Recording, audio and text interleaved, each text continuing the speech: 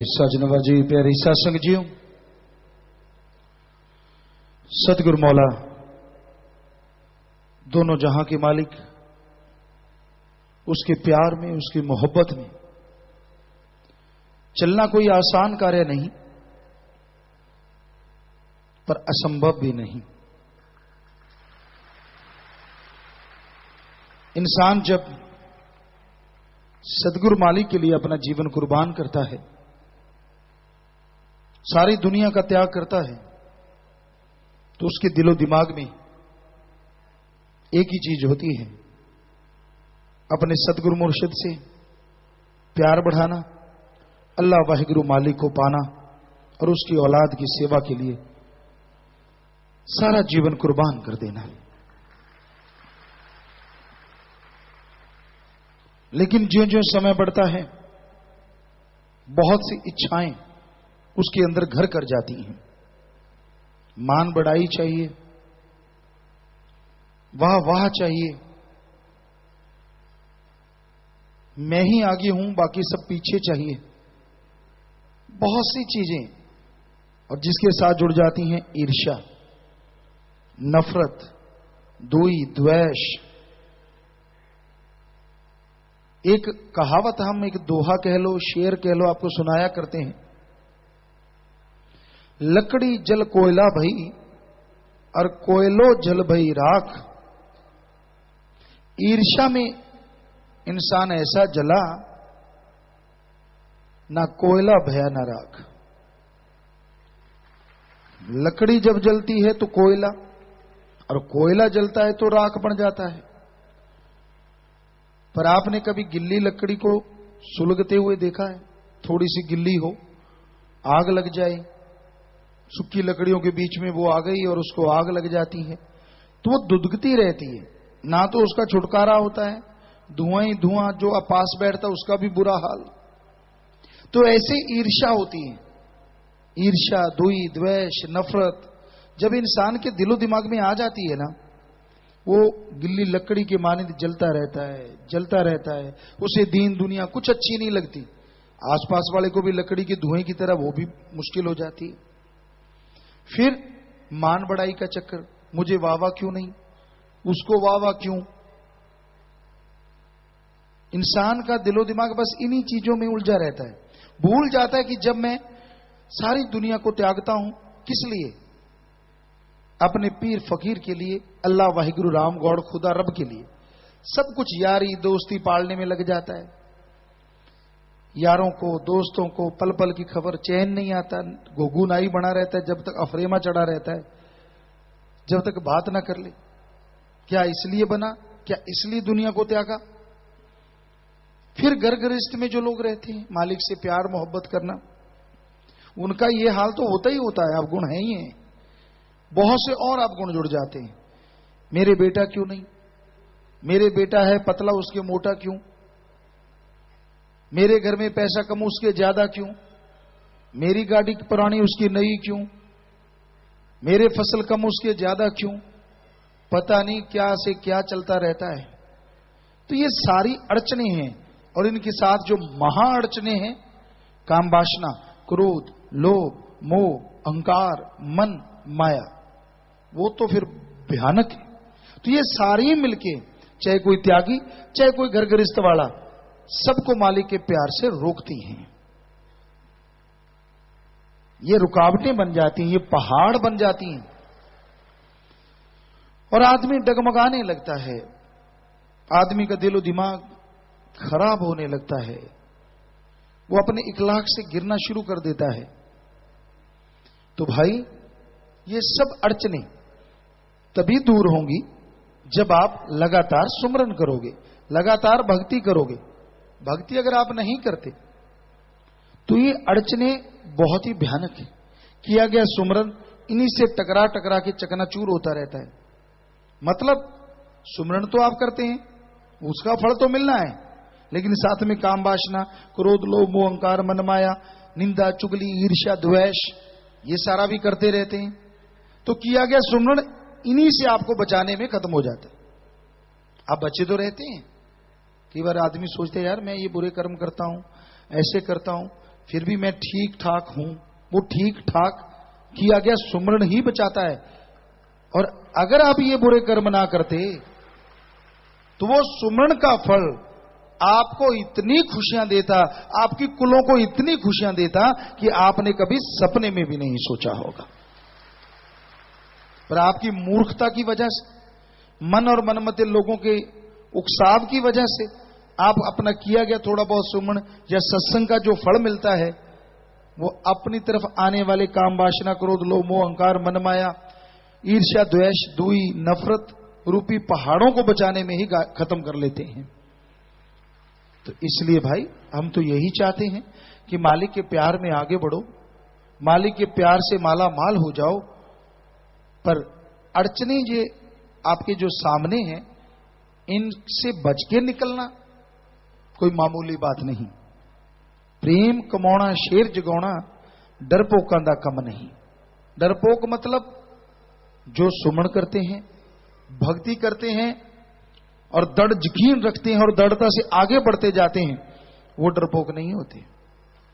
जो ये सब कुछ नहीं करते वो डरपोक कहा गया है, क्योंकि वो फिर डरपोक बने रहते हैं। एक चीज से बचने के लिए 10 झूठ बोलते हैं और उनसे बचने के लिए 10 झूठ और बोलते हैं। यूं उनकी चीजें बढ़ती चली जाती हैं, बढ़ती चली जाती हैं और वो मालिक से दूर होते चले जाते हैं। तो मालिक का प्यार, उसकी मोहब्बत बेइंतहा खुशियां देने वाली है, परमानंद देती है। पर आदमी अपनी औकात कभी ना भूले। औकात से मतलब हम किसी को बुरा नहीं कह रहे, जात पात का नहीं कह रहे, किसी धर्म का नहीं कह रहे, अमीरी गरीबी की औकात का नहीं कह रहे। औकात कि मैं सिर्फ इंसान हूं, भगवान नहीं हूं, यह बात कभी ना भूले। औकात से मतलब हमारा ये है। जब आदमी अपने आप को कुछ बना लेता है ना कि मैं भी कुछ हूं, बस फिर मालिक कहते तू है, मैं क्यों आऊं, तू तो कुछ है। बुल्ले शाह की बात इस बात पे हमें याद आई। रोजे के दिन थे और बुल्ले शाह, उनके साथ कुछ मुरीद थे, कहीं बैठे, जाने लगे, खेत था उनका, कहने लगे चलो गाजर मूली खा लेते हैं। कहते ठीक है जी। बुल्ले शाह कहने लगे आप आगे जाओ, हम यहां बैठते हैं। रास्ता था बीच में से, वो मुरीद थोड़ा आगे जाके खाने लगे, बुल्ले शाह जी साइड में बैठे। वहां अपना कहते हम अकेले ठीक, क्योंकि जब फकीर तो जान ही जान होते हैं, मुरीदों की सफाई भी तो करवानी होती है ना। तो इतने में मुसलमान भाई आए, घोड़ों पे सवार थे। उन्होंने देखा शक्ल सूरत से जो ये भी मुसलमान है, अरे ये गाजर मूली खा रहे हैं, लगी हुए खाने में। कहेंगे आप कौन हो? कहते हम मुसलमान हैं। कहते रोजे के दिन और आप कुछ खा रहे हो, दे तेरे की ले तेरे की, काफी जुत्तम पेल हुआ। कहने लगे आपके साथ कौन है? कहते जी हमारा गुरु जी है। दौड़े दौड़े वो घोड़सवार वहां भी पहुंचे। बुल्ले शाह कहने लगे तू कौन है? कहने लगा मैं तो जी बंदा हूं। कहने लगे कोई जात कोई धर्म? कहते ना जी कुछ भी नहीं, मैं तो सिर्फ बंदा हूं। कहते छोड़ पागल, चले गए सारे। शिष्य आए, कहते गुरु जी आप तो बिल्कुल कुछ नहीं कहा, बातें करके वो चले गए, और हमारा तो देखो हाल, बुरा हाल है, कपड़े तक फाड़ दिए, सारी शरीर में टस टस हो रही है यहां जहां उनकी पड़ी है। तो ये क्यों हुआ? बुल्ले शाह कहने लगे आप कुछ बने होंगे, हम कुछ बने नहीं। आप बने हो तो ले लो फिर। तो कहने का मतलब जब आप कुछ बन जाते हैं ना, फिर काल के यूं ही पड़ती है चारों तरफ। कभी काम वासना, कभी क्रोध, कभी लोभ, कभी मोह, कभी अहंकार, कभी मन, कभी माया, कभी ईर्ष्या, कभी दुई, द्वेष, देख तेरे की तड़ातड़ पड़ती है और सारे सिमरण उसी को बचाने में लग जाता है। सुमन ढाल बन जाता है कि ना भाई इसके नहीं पढ़नी चाहिए, ये तो मालिक का बच्चा है। फिर आप कहते हैं मैं सिमरण तो करता हूं, सत्संग तो सुनता हूं, फल क्यों नहीं मिलता? अरे कहां से मिले? वो सारा तो आपको बचाने में, आपकी की गई करतूतों को आपसे दूर करने में ही लग जाता है। कहां से आपको खुशियां लाके दे दे? कोई बचनों में काट करना शुरू कर देते, फिर तो कहना ही क्या है। फिर तो बहुत ज्यादा सुमन किया हो तो चाहे बचा ले, वरना वो आप पापों के अधिकारी बनते चले जाते हैं। तो इसलिए भाई खुशियां तो सुमन में हैं, तमाम 100% खुशी देता है। हो ही नहीं सकता कि जिसने मालिक से नाम लिया हो, दृढ़ यकीन रखता हो, उसे कोई कमी आ जाए। लेकिन कमियां आपकी जब तक निकलती नहीं, सुमन का पूरा फल आपको मिलता नहीं। तो ये इन सब कमियों को निकालने के लिए सुमन करो, सेवा करो, प्यार मोहब्बत के रास्ते पे फिर चला जा सकता है। यारी एक से ही रखो, अल्लाह वाहिगुरु राम से। कभी किसी को दोस्त बना लिया, उसको सारी पट्टी पढ़ाता है, फिर उसको दोस्त बना लिया। कईयों को तो बिना दोस्त के कब्जी हो जाती है। नहीं, हकीकत है ही। जब तक दो चार इधर उधर की ना करें तो फारिग नहीं होते उस काम से, रोटी हजम नहीं होती जब तक उनसे बातें ना कर लें। और बने भक्त हैं हम तो जी, भक्त बने किसके लिए? उस यार के लिए। अरे बने हो अल्लाह वाहिगुरु राम के लिए, उसके लिए नहीं। क्या आज ये सोच के आए थे घर से कि हम आदमी के पीछे चलेंगे? नहीं, चाहे वो गृहस्थी चाहे वो त्यागी, जो मालिक से प्यार करता है वो एक ही चीज सोच के आता है कि गुरु पीरो मुर्शिदे कामिल के वचनों पे 100% चलेंगे और वचनों पे अमल करेंगे। तो फिर ये आदमी कहां से आ गए? क्या ये वायदा नहीं लिया गया था कि ऐसा नहीं करना, सिर्फ मालिक से प्यार रखना, सारी दुनिया से प्यार रखो लेकिन बेगर्ज निस्वार्थ? वो भूल गए सारी चीजें। क्या ये वायदा किया गया था कि रोज दर्शन होंगे? क्या ये वायदा किया गया था कि पास खड़े होकर रोज ही बातें किया करेंगे? ऐसा तो नहीं। जैसी जिसकी भावना तैसा ही फल दे। भावना अगर शुद्ध नहीं होगी तो कहां से भगवान जी आके आपके पास खड़े हो जाएंगे कि आजा बेटा, दे दूं तेरे को प्यार मोहब्बत और भर दूं तेरी झोलियां। भावना शुद्ध करो। जरा सी बात होती है एक दूसरे के कान में फुस फुस फुस फुस फुस फुस, वो वैसा है, वो कैसा है। अरे तू कैसा है ये सोचा कर, कौन कैसा उससे क्या लेना है। कईयों को तो यही होता है, वो कैसे कपड़े पहन के आए, खास करके बहनों को। अच्छा, इसने तो बड़ा टौर निकाल रखा है, तेरे से उसने सुर्खी बिंदी मांग के ली है क्या? क्यों बहनों, आपसे मांग के लेते हैं? तो उनकी मर्जी, अगले लगा के आए नहीं लगा के आए, आपका पेट क्यों दुख रहा है बिना वजह? मैं कौन खाम खा, वो बड़ी बात।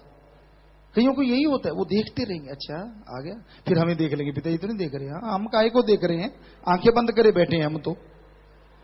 जब वो हमें देखते हम उधर देखने लगते कि बेटा तू चला तो आ जा। फिर उसको लगता अच्छा पिताजी ने तो नहीं देखा अपने को, खुश खुश खुश।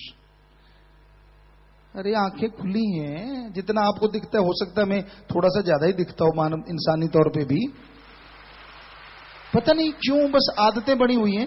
उसको देखा, अच्छा ये कैसे लग रहा खड़ा, आदमी है, आदमी की तरह लगेगा, जिन्न तो लगेगा नहीं, ना ही अप्सरा या अप्सरी लगेगी, ये तो सीधा है। लेकिन ना जी, आदतें जाती नहीं। अरे राम की तरफ ध्यान दो, भगवान की तरफ ध्यान दो। सत्संग में आके बैठे हो, सिर्फ मालिक से नाता जोड़ के रखो। किसी से आपने क्या लेना है?